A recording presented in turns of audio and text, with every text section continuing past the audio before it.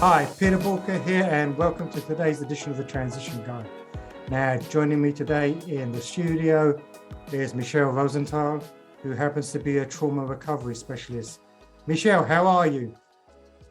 Hey, Peter, I'm great. And I am coming to you live from the beaches in South Florida. And it must be quite nice this time of year. It's gorgeous. It's gorgeous. Every day is a beach day. And then when you get to July and August, every day is still a beach day. Yeah, more so than ever. The time that you go. So here's a question for you. Mm-hmm. What is trauma? That's such a good question. I'm so glad that you asked and that we're starting there, because generally we all think, oh, trauma is some huge life-altering event. We all think of the military, being on the front lines of a war, or we think of a car accident or some kind of medical trauma. But the fact is that the real baseline definition of trauma is this. And when I speak at live events, when we were all doing that, this was the most fun moment. And this is how I started everything. So we can see how it goes here. But in everyone's mind, as you're listening to this, I'm just going to ask you a simple pop quiz. And if the answer is yes, just be aware of that. And if the answer is no, be aware of that too. Either way, it's fine. And the question is, have you ever had an experience that felt less than good? Now, when I'm working with a live audience, I say, everyone who has had an experience that feels less than good, go to the right side of the room. Everyone else, go to the left side.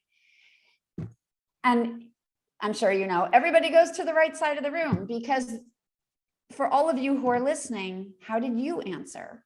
Have you ever had an experience that feels less than good? Peter, have you? Do you know what? In the last 2 years, I've had probably more less good than great experiences, to be honest. And that's the truth. That's for all of us. And that the baseline definition of trauma is any experience that feels less than good. When we start there, we're all trauma survivors. And that, to me, is the best place to begin, because when we realize how ubiquitous trauma actually is, and then there are, of course, varying degrees of trauma. When we start from the baseline, then we all realize, oh, wait a minute, let me just rethink how trauma relates to me. I was working with an entrepreneur yesterday who last September did a huge summit that really did not go well. And he just said to me yesterday, I'm still recovering from the trauma of that failure. So we see that as entrepreneurs and business people all the time. Yeah, and I think what's really interesting, just to cut in there, Misha, I think what's really interesting is prior to COVID hitting us, everyone would be going through trauma, or people would be experiencing trauma, but because our lives were so busy, that trauma was overwritten with something else. So we were living with trauma. Mm-hmm. So I think that was kind of masked, a bit like having a sports injury. You may have that niggle in your knee, but because you're constantly running, you kind of just put it to one side and you just focus on what you need to focus on. But really, when the whole world come to a standstill, I think we had, for the first time, especially for many people, it was the first time they actually stood still. And I mean, absolutely still. And it was the first time that stuff that was always there started to become amplified. I think you're absolutely right. And to build on that, Peter, when you stand still and the stuff you've been trying to outrun consciously or unconsciously for decades suddenly comes up to the surface, what a lot of people have discovered in the past 2 years is they have no skills for coping with it. They don't know what to do with all of that discomfort that finally, when you stand still and it keeps moving, what do you do? And that's been very interesting to watch people start to learn over the past 2 years. Yeah, and it's interesting. I mean, and I've spoken to a lot of people, and I've experienced it myself, where there's been a huge identity shift, where the world that we knew was no longer available. Mhm. It had been taken away from us. A lot of people, and I think to a degree I'm guilty of that, where I was holding on for the world to sort of bounce back and maybe come back to some kind of normality. But the longer that we carry on, if it isn't COVID, it's now inflation. If it isn't inflation, it's supply chain issues, it's hiring of people issues. And if it isn't all of that, then it's the fear of a third world war and being totally wiped out by nuclear weapons. So if anything, we're in probably the biggest period of uncertainty that any of us have ever lived through. Or should I say most of us. Obviously, there's still going to be people that have sort of survived the horrors of the First and Second World War. But the majority of people, especially those in business, would never have experienced that. So for them, all of this is now new. And even more interesting is a lot of people have just lost their confidence. Mm-hmm. That's very true, because when the world changes and you have all this uncertainty and all of this unpredictability, it takes away a lot of times what people have built their identity around. Their identity that they know their company's okay, or their job is stable, or their audience is always going to be there. But we've seen huge disruption in industries and world markets that have changed a lot about business in the past 2 years. And so the confidence that someone may have had 3 years ago compared to today has massively shifted, but not for everyone. And so it becomes very interesting for the people who are really excelling and succeeding in this environment. What's different about them? And a lot of times it comes down to how they perceive themselves and how they define themselves separately from the world at large and their place in it. And I think that becomes a very interesting place to explore. So we'll come back to that in a second, because the other thing that I found also is people that started their business during the pandemic haven't been hampered by that legacy thinking, because they don't have that previous frame of reference to hold them back. I think you're right. And a lot of that has to do with the freedom of creativity. It's the freedom of not knowing any better, and not perceiving limitations. And that also comes back to how you define yourself and how you see yourself. Not only in the legacy perspective, although it is the legacy perspective, but I also think of myself as a baby entrepreneur many years ago. I launched an online business in an industry that was solely an in-person service industry. And it was simply because I didn't see any reason I couldn't do that. But when I disclosed to a mentor that that's what I had done, she was beside herself. You can't do that. That's not how it's done. It's not going to work. And I said to her, but it's working, like phenomenally well. It's working. And so, it speaks to what you're saying. Sometimes when we're in an environment that allows us to be creative without being hampered by the legacy ideas, we can create really, extraordinary and exciting things. And I think we're seeing that right now from a lot of entrepreneurs who have really come into their own in today's environment. So how do the entrepreneurs that perhaps are stuck, have lost their confidence, how do we help them? Or more importantly, how do they help themselves move forward? So I think we have to start first, we can circle back to the question that I asked before. For the people who are really succeeding in today's environment, whether they're pulling forward from a legacy or starting again or starting fresh, how are they doing it? Because for every person who's feeling a lack of confidence, you can look outside yourself and see somebody who's really thriving. And I think that's often a very important and interesting thing to do, because when you see what somebody else is doing, you can start to identify the gap between you and what success could look like, and then figuring out, how do I start to bridge that gap? And I think there are 3 ways to bridge that gap. Number 1 is being able to control your state. When you look at leaders who are really thriving, I'll share this with you, but it's not a great reference. One of my clients right now is he's in the construction business, and he's very much struggling with his own confidence and feeling like he just can't find his footing. And I gave him this exercise and I said, find somebody that you really admire, that you feel is exuding confidence, and bring it back to me next week, 1 to 3 people. And he came back with 3 examples of the kind of leader he wants to be. And he was picking and choosing different elements from each of these 3 leaders. And they allowed him to start to develop a way to control his state. And by that, what I mean is you start emulating who it is you want to be. So when we talk about state, there are 4 levels to who you are. So at the base level is your environment and your performance. Let's call it performance. Above that is your state. It's the physiology that creates your way of being in the world. So above state is physiology, and above that is breath. So when we talk about controlling your state, we're really talking about starting at the top with being able to control your breath, which controls your biological, physiological, chemical makeup in any moment, which then affects your performance.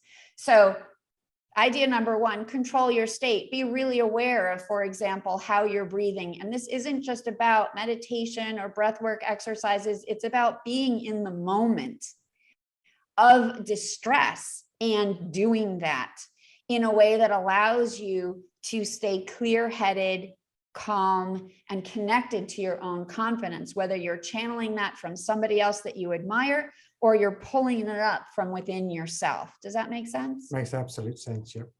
Okay, so number 1, and I have, just for the brevity of time, I won't go into all of the different ways to control your state, but obviously, I'm reachable. If anybody has questions, feel free to shoot me an email and we can talk about that later. So number 1, learn how to control your state. So even in the most distressing moment, you are the locus of calm in that moment. Number 2, change your programming. A lot of us are programmed, if you watch the news for 5 minutes, or if you're in the markets and you watch CNBC for 2 seconds, the wall of worry is enormous, and you can start climbing it without even making a conscious decision to do so, because we're all programmed between the years of 0 and 7 to have a stress response. Yeah. So if now you're 57, you're not thinking about your stress response, you're just activating it in response to stimuli. But it doesn't have to be that way. I have a client who was raised in a family where everything was fearful, everything was a catastrophe. And now when the slightest thing happens, she just goes berserk. She doesn't even think about it. That's just her natural response, is to go to the end of extreme activation. That's programming, that's habit, and that can be changed. We can change that through unconscious repatterning. We can change that through neurological reprogramming. So there are several different ways to do that. One way that's just really simple, this is just bare bones, but I invite anyone to try this. Think about the thing that's most worrying you, the thing that's most got you uncomfortable, and just close your eyes and let that feeling come into you, and just give it a number between 0 and 10. 10 being, I'm about to jump out of my skin. 0, it's gone. And just give it a number. And while you give it a number, it will create an image in your mind. And when you get that image, 90% of us are very visual. So when you get that image, just take that image and just shrink it down and push it away from you. This is just a simple little neurological trick. All we're doing is changing the way your neurology is giving you information. So shrink the picture down, push it away from you, drain all the color out of it, and then notice where it is on the scale from 0 to 10. And the more you keep doing it, shrink it down again, push it farther, push it around the world. The more you change your neurology, the more you're going to change your state. So let me just pause there, because that's a weird concept, but it comes from neuro-linguistic programming. And it's one of my favorite ways to just very quickly start interrupting the old habit patterns. Does that make sense so far? Totally. Yeah. So then building on that. So first you need to control your state. So breathing controls physiology, controls your state, controls your performance. Second thing is interrupt your habits, interrupt the programming that unconsciously starts by changing the neurological representation of the moment that you're in through the feeling that it creates in you and then the vision that it creates. If you're not visual, which is totally fine, you can do this with sound. You can do this with the feeling. Just shrink the feeling, push the sound, turn down the volume. So there are a lot of different ways to do that. The third idea is to create. So we're really in a sort of a triangle. So it's control, change, create, and each side is equidistant. So the third side of that triangle is to create, and that is to create the identity you want to inhabit. We don't already have to be who we want to be. We simply have to identify who it is you want to be, how you want to show up, and get very granular and detailed about what that person would do, not what they think, not what they feel, what they do. So that means how they sound, how they look, the actions they take. And so again, you can do that by looking outside of yourself and saying, I want to be that way, or you can look inside of yourself and say, you know what, I'm not acting in alignment with the confidence I usually feel. Okay, good. Well, when you feel that kind of confidence, what do you do? So you have to start asking yourself a very simple 2-word question, and it's what now? A lot of times we get stuck and we start saying, why? Why did this happen? Why didn't this happen? Why is this happening to me? We get very stuck in that kind of semantic cycle. But you can stop all that by asking yourself those better questions that are action oriented and partnering them with the identity characteristics that matter to you. So I with every entrepreneur and business person that I work with, I challenge them and ask them to give me 5 characteristics of the leader they want to be. And when you start naming those traits, you're automatically sending a message to your neurology and your unconscious. This is the goal. This is my intention. And then to activate that, you take those traits and say, okay, well, if I was, let's just say one of the traits is confidence. How do you exhibit confidence? Because it's not enough just to think of the idea. You have to turn it into a process. So when you get those 3 to 5 traits that matter most to you as a leader, as a business person, as an entrepreneur, and then you turn those 5 ideas into an action, and then you start taking those actions, now you've taken yourself from inertia into action. Now you have shifted yourself from uncertainty into a certainty in who you are. So while we can't predict or control the outside world, you can most definitely start controlling, embodying, and exhibiting your inside world according to your choices. Now, a lot of people say that's easier said than done. Do you think that perhaps a lot of people out there may need some help in sort of navigating this process? Mm-hmm. Well, that's definitely true. Because to me, it feels like when I was growing up, I mean, we heard the term sort of PTSD, and that was very much related to the military coming back from combat and everything. Mm-hmm. I'm just wondering how much of an increase has there been over the last 2 to 3 years in PTSD cases based on the trauma that people have gone through? I think there's an enormous amount. First of all, I think it comes from 2 places. First of all, I think there are a lot of people who don't really understand what trauma or PTSD is. And so they don't self-identify, and they don't ask for help. And so they don't ever realize that the way they're behaving is driven by PTSD. And I think the other part is people who have never really experienced those kind of big traumatic shifts that the past 2 years are creating are not prepared to recognize trauma and to understand how to respond to it or how to cope with it.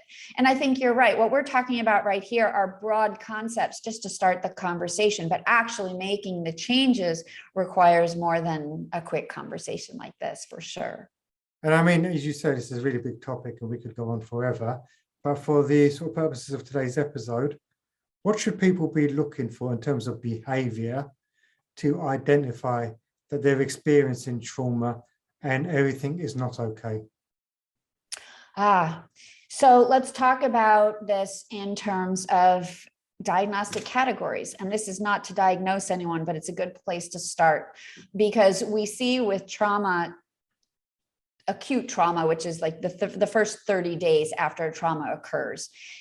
And then if these symptoms continue and they disrupt a life, so that dysfunction becomes the norm, then that becomes a PTSD issue. But immediately, trauma affects your ability to sleep, your mood, your appetite, your ability to feel safe. A lot of people, when they experience trauma, they become very hyper vigilant, very hyper alert. And that can mean physically in your environment. There was a great book many years ago, I Always Sit with My Back to the Door. It was written by a military a soldier about PTSD, because one of the symptoms that he always had was like he needed to always be able to see what was in front of him. So that's the physical side, but I think emotionally we all do that too. We tend to get very hyper alert, very hyper vigilant for when's the next bad thing coming. So when you think it's mood, it's sleep, it's eating, it's relationships. A lot of people tend to withdraw. They tend to isolate. It's the inability to connect with others. These are just a few ideas. And it's also the inability to perform at work or to manage any kind of interaction, personally or professionally. So these are all the little things. If you want to put it under one big umbrella, when you notice that you are engaging with yourself, others, and the world in dysfunctional ways that do not serve you or your well-being, those are all signs of trauma, because trauma essentially shakes the foundation of who we are, and it changes how we see ourselves, others, and the world. And hence then it interferes with how we behave in those areas. And the danger is we normalize it, think it's normal, and carry on. Well, yes. And to build on that, the danger is we feel ashamed of it. And so we hide it. And we don't want anyone to know. And so we normalize it and then carry on, all along with a mask, hiding the truth of who we are becoming. And there are conflicts with your first statement earlier on, where one of the best ways to move forward is to look at what other successful people are doing right now. Because when you're not feeling that success yourself and you're not in that good state, the last thing you want to do is see what other people are doing and feel even worse for the fact that they're doing it and you're not. Well, I think that could go either way, Peter, if you don't mind my saying, because, I'm a trauma survivor. So, full disclosure, I struggled with PTSD for almost 30 years before I made a full recovery. And for many of those years, I hated everybody who was successful. And I mean, hate. I hated, because I felt so inept in myself. And then I got to a moment when I realized those people could inspire me. And I started reading voraciously memoirs, biographies, autobiographies of people who had gone through difficult things and overcome them to be the leaders that I was seeing them to be. And suddenly I started seeing them differently, because I realized everybody has trauma. Everybody has something they've had to overcome. And when I'm seeing these leaders, they have passed through where I am and gotten to the top of the mountain. And that just allowed me to see, what are they doing? That if I emulate that, I could get to the top of the mountain faster. But you had to make that switch to do that. I think you're absolutely right, but you were able to make that switch. Yes, and I think everybody's really able to make that switch if they want to. And if they're committed to finding those people that inspire them to say, I want to be that. It's not, I want to be you, because the people that inspired me, I didn't want to be them. I just wanted to be like them. And that was about their qualities, their traits, their characteristics. It wasn't about their identity or who they were. It was about what they emulated, that I could say, I want that. So let me literally, like, if I were to be that person all day today, how would that person speak in this situation? And totally. If people want more information about you or want to connect with you, what's the best way to do that? Oh, plain and simple, mytraumacoach.com. And I have what will pop up once you're on that site is a free audio download. It's 20 minutes to train your brain for peace and calm. And that is the beginning of being able to do all that we've talked about here, which is control your state. So I welcome anyone to shoot me a note through there if you have any questions following up this conversation or any observations. I'm always happy to connect. No, brilliant, Michele. Thank you so much. Now, if anything's resonated with you today, you want to explore in more detail how perhaps trauma has affected you in your business and you need some help navigating that process, head over to Borka.com and get in touch. If you found value in today's episode and you've enjoyed it, please like it, share it with others, and subscribe so that you don't miss future episodes. Michele, it's been a pleasure having you as a guest on today's episode. There's been some great takeaways. Thank you so much. Thank you so much, Peter. And thank you for the work that you do, because I think it's so important to lead the way at this time. So thank you for sharing your genius. Thank you. And remember, everyone, failing to learn is learning to fail. Please stay safe.